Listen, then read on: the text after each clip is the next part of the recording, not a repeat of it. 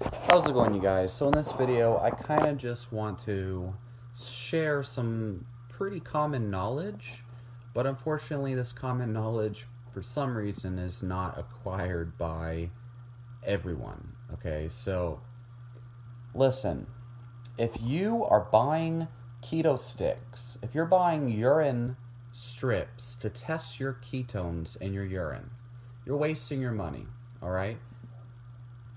The reason is because generally, when you piss out ketones, that means your body is not using whatever ketones you're pissing out. And so if there's ketones in your urine, whatever ketones are in your urine have not been absorbed and utilized by your body as fuel. And so therefore, so basically if you there's ketones in your urine, all that means is that your body is producing ketones, okay? But a number of different conditions can cause ketones to be produced and not utilized, such as after a vigorous workout. Even somebody on a glucose based metabolism, their body tends to produce ketones. Somebody who is in a state of ketoacidosis from, diabetes.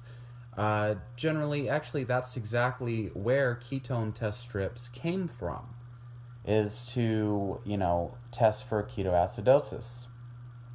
But somebody on a ketogenic diet, what they want to know is not, oh, is my body producing ketones and then, not utilizing them and excreting them through the urine. What a ketogenic dieter wants to know is my body utilizing ketones as fuel? Okay? And so there's a large group of people who know that urine testing is useless. And so they believe in testing their blood ketones using like a blood ketone testing tool or what have you, which I believe is similar to a blood glucose testing tool. Anyway, the fact of the matter is, and I've seen people who test their blood ketones, and what I've seen is people who have been on a ketogenic diet for longer than 2 months, their blood ketone level tends to diminish rapidly after consuming meals, okay? And after exercise, etc., etc. Essentially, the people who are fat adapted and are on a ketogenic diet for a long period of time, their blood ketones are going to be lower than those who just start. What does that mean? Does that mean that they're producing less ketones for some reason? Obviously not. Okay, because I've seen couples who, one is like just started the ketogenic diet. They tend to piss more ketones out, and their blood ketones tend to be higher. Whereas the other person who's been doing a ketogenic diet for months, their urine has less ketones, and their blood test shows less ketones than the person who just started. And so what that means is, when you're fat adapted, you're absorbing those ketones from the blood and using them as fuel.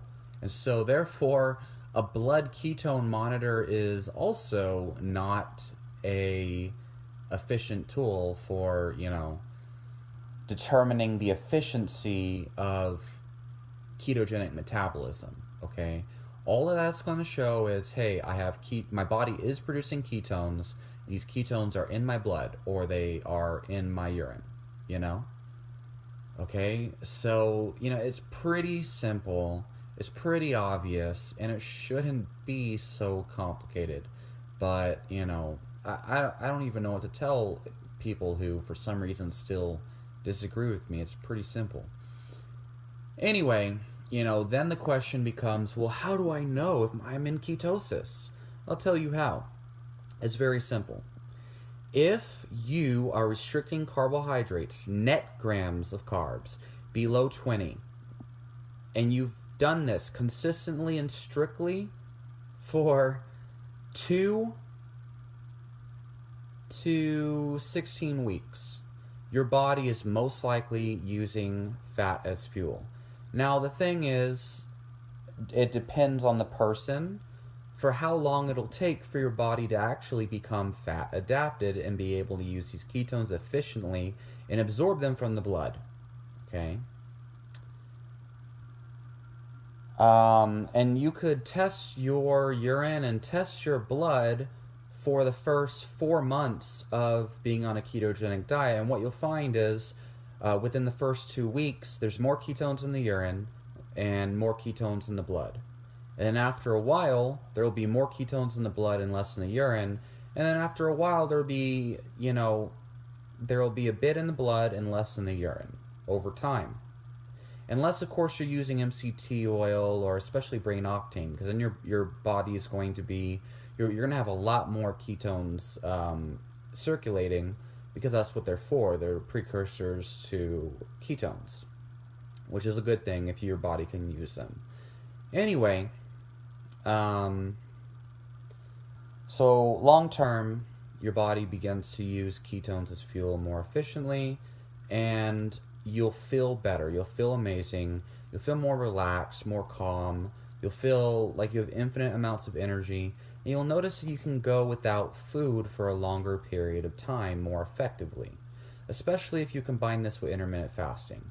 And also, your body becomes more flexible with what type of fuel it can use. And so it's not uncommon for people who have been doing a ketogenic style of diet for a year or longer, who can include 100 grams of net carbs in their diet, which I don't recommend, and still maintain, at least a moderate concentration of ketones or a moderate level of ketosis, okay?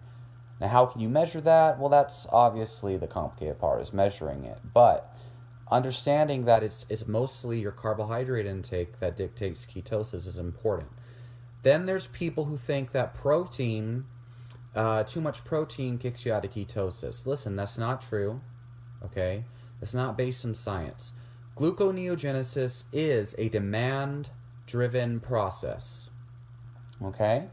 And so people who are eating an all-meat diet, especially if they eat adequate amounts of fat, they can be eating twice their body weight in grams of protein and still have the same, concentration of ketones in their blood and in their urine as somebody else who's been doing a regular ketogenic diet for as long as them.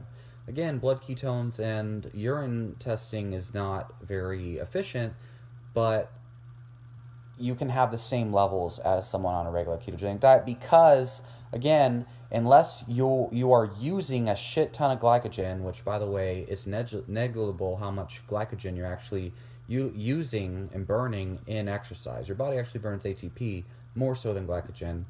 But regardless, if you're burning off glycogen, burning off glucose, if your body really needs glucose, okay, it can create just enough glucose to feed those systems of the body that need it, which is something like 30 grams of glucose per day.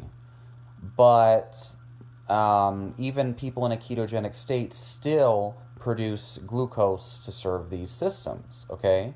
So you're still, either way, gluconeogenesis is irrelevant. And unless your body actually needs glucose, it's not going to produce it from the